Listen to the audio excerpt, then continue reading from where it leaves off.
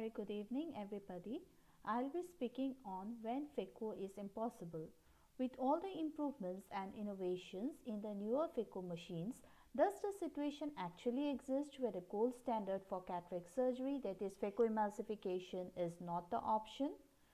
What comes to our mind when we say a non-phacoable case? In a case like this, we can take up the case as a challenge, or I am confident that I can do a good Phaco. My friend can do it, why can't I? Or maybe just let it go. And what about the outcomes? A beautifully completed case, a completed case with slight corneal edema, a ugly outcome with a patient requiring your PK, or when you just let it go and do a neat MSICS, SICS comes as a savior. First situation where MSICS is the savior is when the Phaco machine breaks down just after attempting the first chop and you need to complete the case. The second situation is a patient with a bony deformity who cannot lie down and sleeps in a sitting position. I needed 4 assistants, one to lift the patient's shoulder, one to lift the patient's legs over his shoulder, one to push his hip up, and one to assist me.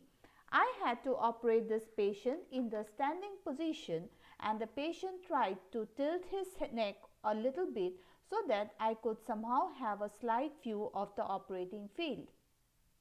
Here, having the best of the Phaco machines could not help me, and MSICS came to my rescue.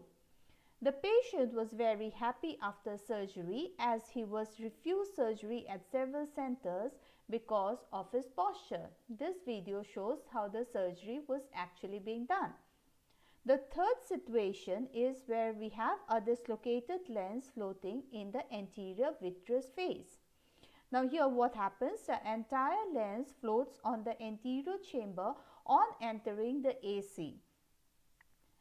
After enlarging the incision, we see that the entire lens has popped up, so nothing much to be done. After adequately filling the anterior chamber with viscoelastics, the lens in toto is removed with the help of a vectors. After adequate anterior vitrectomy, it was decided to put a retropupillary iris claw lens in this patient. So here the lens, iris claw lens, is being inserted. By inserting it vertically and then dialing it to its required position, that is the horizontal position. While doing the iris claw lens, we have to keep in mind that we have to use viscoelastic liberally so that we don't injure either the corneal endothelium or the iris tissue.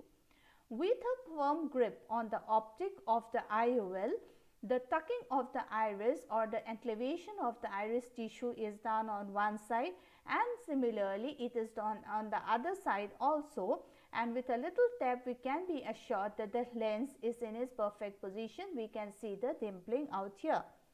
So these situations make it clear that M6 is like a tool in your toolbox which you might not need every day, but it is better to have it in your toolbox because one day you might need it badly. Thank you so much for your patient listening.